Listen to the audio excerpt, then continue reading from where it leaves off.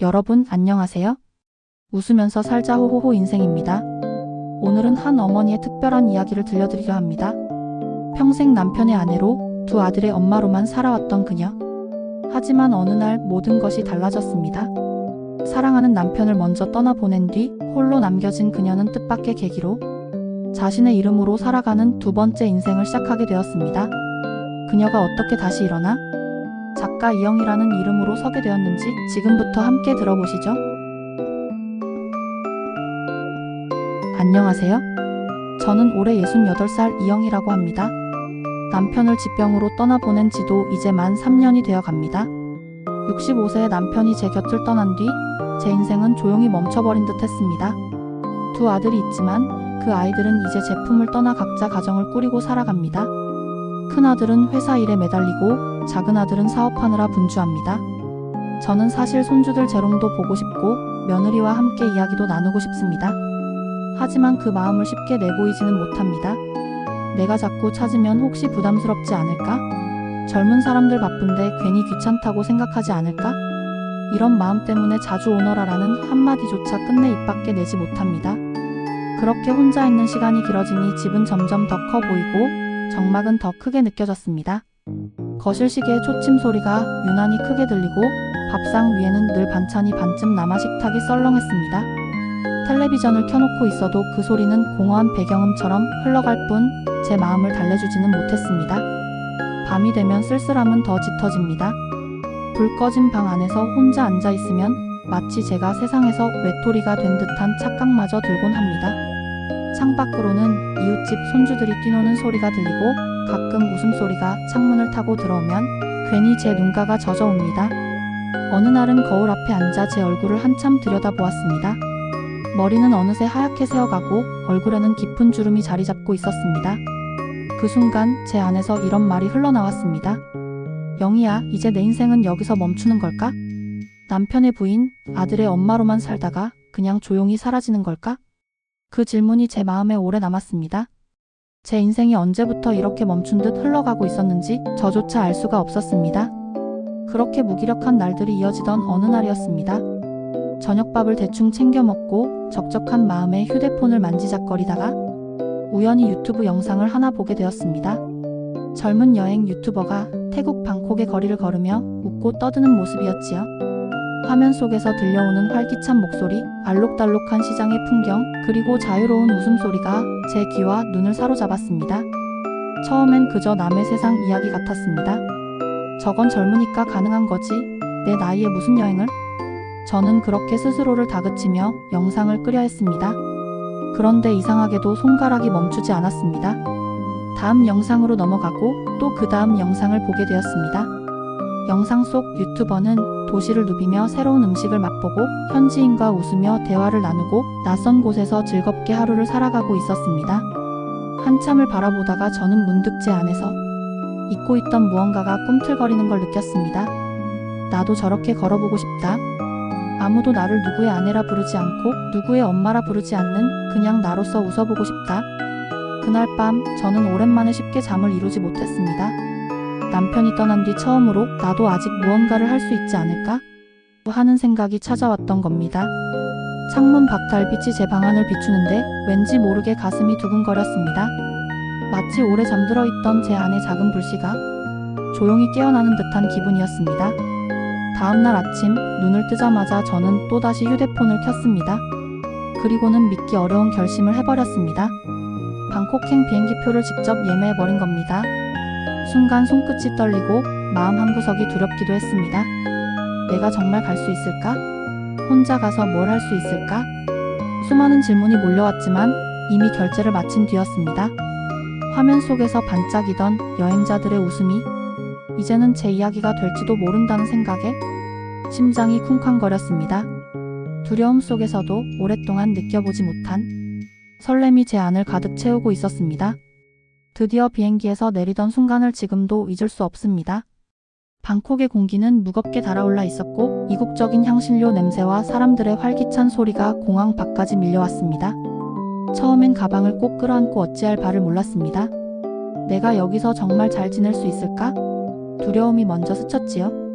하지만 택시 창밖으로 펼쳐진 풍경을 보면서 제 마음이 달라지기 시작했습니다. 수많은 오토바이가 질주하고 알록달록한 노점에서 망고와 코코넛 주스를 파는 상인들, 거리마다 흘러나오는 음악 소리가 제 귀를 두드렸습니다. 낯설지만 묘하게 살아있다는 실감이 났습니다. 아, 나도 여기에 와 있구나. 이제 정말 시작이구나. 숙소에 짐을 풀고 처음 나선 길은 작은 골목 시장이었습니다. 형형색색의 열대 과일들이 산처럼 쌓여 있었고 현지인들이 건네는 미소는 언어가 달라도 따뜻했습니다. 조심스레 망고 한 조각을 사서 입에 넣었을 때 그 달콤한 맛은 제 마음속 깊은 곳까지 스며들었습니다. 그래, 혼자라도 괜찮다. 나도 이렇게 맛보고 느끼고 살아있잖아. 그날 저녁 강가에 앉아 노을이 지는 하늘을 바라보았습니다. 하늘빛이 주황에서 붉은색으로 번져가고 강물 위에는 배들이 오갔습니다. 옆에 누가 있지 않아도 그 순간만큼은 하나도 외롭지 않았습니다. 오히려 제 마음이 오랜만에 자유로워지는 걸 느꼈습니다. 남편의 아내로, 아들의 엄마로 불리던 이름표를 잠시 내려놓고 그저 나로 존재한다는 게 이렇게 가슴 벅찬 일이라는 걸 그제야 깨달았습니다. 호텔로 돌아오는 길, 제 발걸음이 한결 가벼워졌습니다. 나도 할 수 있구나, 나도 아직 살아있구나. 그날 밤 저는 작은 수첩을 꺼내 하루를 기록했습니다. 첫날 낯설지만 행복하다. 내 안에 오랫동안 잠들어 있던 내가 깨어나는 기분이다. 그 문장을 쓰고 나니 눈물이 핑 돌았습니다. 외롭고 무기력했던 지난 3년의 시간이 주마등처럼 스쳐갔습니다. 그리고 저는 속으로 다짐했습니다. 이 여행에서 나는 반드시 새로운 나를 만나고 돌아가야 한다. 방콕에 머문 지 며칠이 지나자 조금씩 여유가 생기기 시작했습니다. 낯설던 길도 익숙해지고 시장 상인들과 눈인사를 나누며 과일을 사는 것도 자연스러워졌습니다. 하지만 그만큼 제 안에서는 묘한 허전함이 고개를 들었습니다. 낯선 도시의 자유로움 속에서 저는 자꾸 제 자신에게 물었습니다. 영희야, 너는 누구였니? 너는 어떤 사람으로 살고 싶었던 거니? 그 질문은 쉽게 사라지지 않았습니다. 남편이 살아있을 때는 그의 아내로, 아들들이 어렸을 땐 그들의 엄마로 저는 늘 누군가의 그림자처럼 존재했습니다. 물론 그것이 싫었던 것은 아니었습니다. 사랑하는 사람들을 위해 밥을 짓고 뒷바라지하는 게 제 삶의 보람이었지요. 하지만 정작 제 이름을 앞세워 무언가를 한 적은 기억나지 않았습니다. 낮에는 카페에 앉아 오가는 사람들을 바라보다가도 저녁에 호텔방 불을 끄고 누워있으면 그 물음이 더욱 크게 가슴을 두드렸습니다. 나는 평생 아내와 엄마로만 살아온 건 아닐까? 나 이영이라는 사람은 도대체 어디에 있었을까? 그러다 문득 오래전의 기억이 떠올랐습니다. 어릴 적 저는 글쓰기를 참 좋아했습니다. 일기장 한 권을 빼곡히 채우고 때로는 짧은 동화를 써 내려가던 그 시절. 선생님이 제 글을 칭찬해 주실 때마다 가슴이 두근거려 밤새 잠을 이루지 못하던 그 소녀가 떠올랐습니다. 그 기억이 마음속 깊은 곳에서 살아나자 저는 곧장 노트와 펜을 사들고 카페 한 구석에 앉았습니다. 처음엔 손이 덜덜 떨렸습니다. 내가 무슨 글을 쓴다고? 스스로를 비웃는 마음이 자꾸 고개를 들었지만 펜을 종이 위에 대는 순간 말하지 못했던 속마음이 흘러나오기 시작했습니다. 나는 지금 다시 나를 만나고 있다. 짧게 한 줄을 쓰고는 가슴이 벅차올라 눈물이 맺혔습니다. 글을 쓰는 동안만큼은 저는 더 이상 외로운 노인이 아니었습니다. 세상 어디에도 없는 제 이야기를 가진 사람으로 다시 살아나는 듯 했습니다. 그날 밤 저는 깨달았습니다. 그래, 나는 아직 늦지 않았다. 내 안에 잠들어 있던 그 소녀를 다시 불러내야 한다.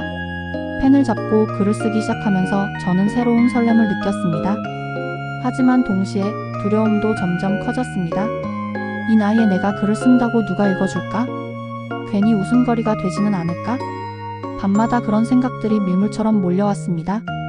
한국으로 돌아가면 아들들과 며느리들이 뭐라고 할까 걱정도 되었습니다. 엄마, 이제 좀 편히 쉬세요. 괜한데 힘쓰지 마세요. 그렇게 웃어넘길 것만 같았습니다. 사실 저도 제 나이를 의식하지 않을 수 없었습니다. 이미 60 후반을 넘긴 나이에 새로운 시작이라니? 이건 너무 늦은 게 아닐까 스스로를 의심했습니다. 글을 쓰면서도 손이 자주 멈추곤 했습니다. 이런 글을 누가 읽어주겠니? 그냥 일기장에 써두다가 나만 보고 말지. 마음속에서 저를 끊임없이 끌어내리려는 목소리가 있었습니다. 그 목소리에 흔들릴 때면 차라리 펜을 놓아버리고 싶기도 했습니다. 하지만 이상하게도 글을 쓰는 순간만큼은 제 안이 살아나는 걸 느꼈습니다. 남편과 함께했던 기억, 홀로 버텨야 했던 시간, 그리고 방콕 거리에서 느낀 자유로움까지 이야기를 적어 내려가다 보면 저는 더 이상 무기력한 여인이 아니었습니다. 저 자신을 증명해내는 사람, 살아있음을 다시 느끼는 사람이 되어 있었습니다. 그럼에도 불구하고 두려움은 제 발목을 붙잡았습니다. 혹시 가족들이 내 글을 부끄럽게 여기면 어쩌지? 혹시 누군가 나이 들어 쓸데없는 짓 한다며 손가락질하면 어쩌지? 저는 그 두려움과 밤마다 싸워야 했습니다. 침대에 누워 천장을 바라보며 저는 스스로에게 이렇게 물었습니다. 영희야, 넌 정말 작가가 되고 싶은 거니? 아니면 그저 잠시 기분에 취해 꿈을 꾼 척하는 거니? 답을 쉽게 내릴 수 없었습니다. 하지만 한 가지 분명한 건 글을 쓰고 있을 때만큼은 저는 누구보다 행복했고 그 행복이 제게 다시 살아갈 힘을 준다는 사실이었습니다. 그날 밤 저는 눈을 감으며 마음속으로 조용히 말했습니다. 그래, 두렵더라도 펜을 놓지는 말자. 이 길 끝에 무엇이 있든 최소한 나는 나답게 걸어가 보자. 방콕에서의 며칠은 제게 새로운 눈을 열어주었습니다. 돌아가는 비행기 안에서 저는 창밖을 오래 바라보며 스스로에게 다짐했습니다. 이제는 두려움에만 머물지 말자. 글을 쓰고 싶다면 제대로 써보자. 한국에 도착해 집으로 돌아온 첫날, 거실이 유난히 낯설게 느껴졌습니다. 남편과 함께 걸었던 사진들, 손주들 웃는 사진들. 그 모든 것이 여전히 제 삶의 일부였지만 저는 그 틀 속에만 갇혀 있고 싶지 않았습니다. 그래서 작은 서랍을 열고 방콕에서 사온 수첩을 꺼냈습니다. 그리고 조심스럽게 펜을 들었습니다. 처음엔 짧게 하루를 기록하는 것으로 시작했습니다. 오늘 나는 오랫동안 미뤄왔던 글쓰기를 다시 시작한다. 그 문장 하나를 쓰고 나니 가슴이 벅차올랐습니다. 마치 제 안에 묶여있던 끈이 끊어지고 새로운 바람이 들어오는 듯 했습니다. 그 뒤로 매일 아침 저는 식탁 대신 작은 책상에 앉았습니다. 커피를 내려놓고 수첩을 펼치고 펜을 잡았습니다. 글이 서툴러도 괜찮았습니다. 남편과 함께했던 지난날, 혼자 버텨야 했던 세월, 그리고 방콕 거리에서 느낀 자유를 하나씩 적어내려갔습니다. 글이 쌓일수록 제 마음은 점점 단단해졌습니다.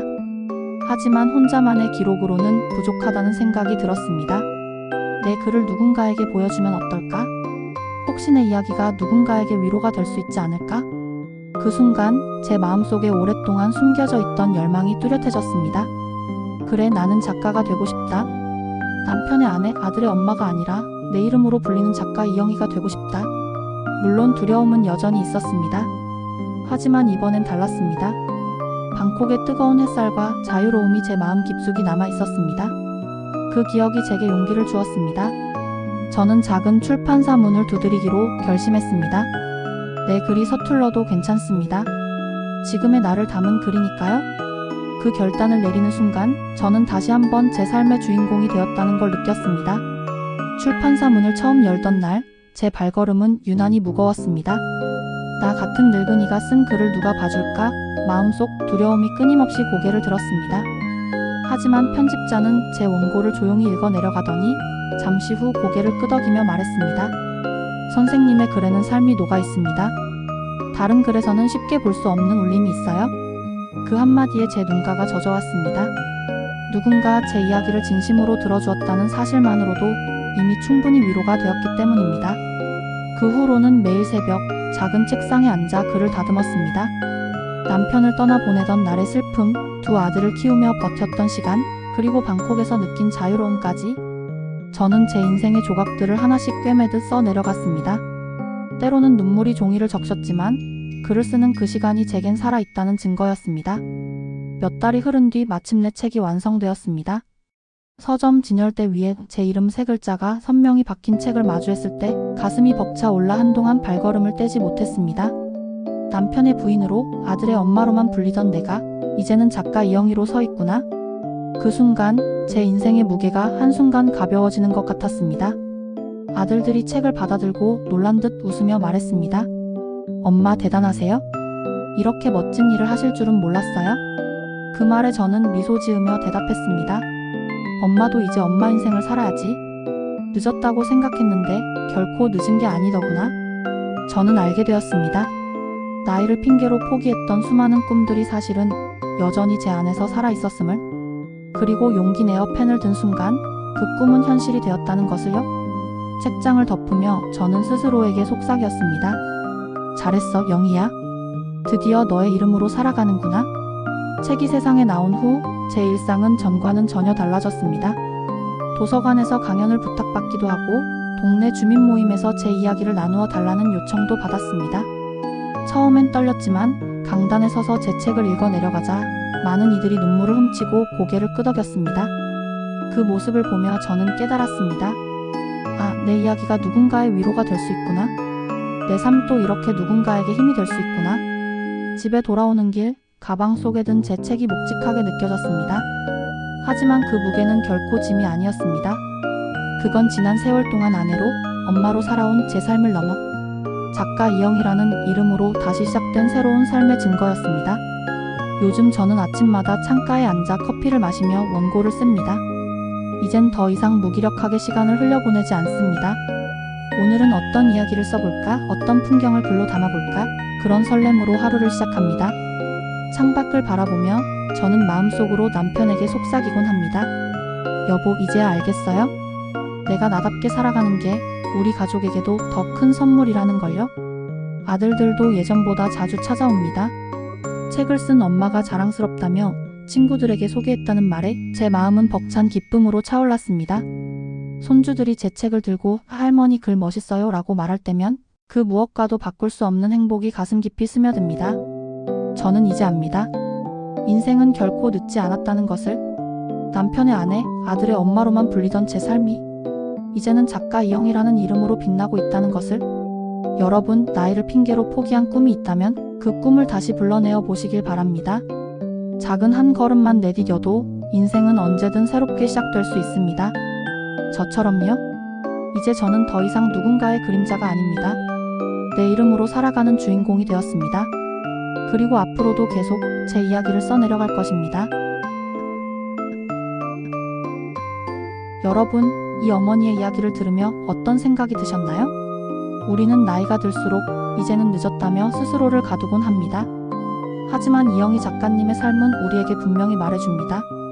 인생은 결코 늦지 않다. 그리고 언제든 다시 시작할 수 있다. 남편의 아내, 아들의 엄마로만 살아왔던 그녀는 이제 자신의 이름으로 책을 쓰고 또 다른 인생을 살아가고 있습니다. 혹시 여러분 마음에도 오래 묻어둔 꿈이 있으신가요? 그 꿈을 다시 불러내 보시길 바랍니다. 작은 한 걸음이 여러분의 인생을 새롭게 열어줄 수 있을지도 모릅니다. 오늘 이야기가 마음에 와닿으셨다면 구독과 좋아요 부탁드립니다. 그리고 여러분의 경험과 소망도 댓글로 나눠주시면 좋겠습니다. 그 이야기가 또 다른 누군가에게 큰 힘이 될 테니까요. 오늘도 끝까지 들어주셔서 진심으로 감사합니다. 지금까지 웃으면서 살자 호호호 인생이었습니다.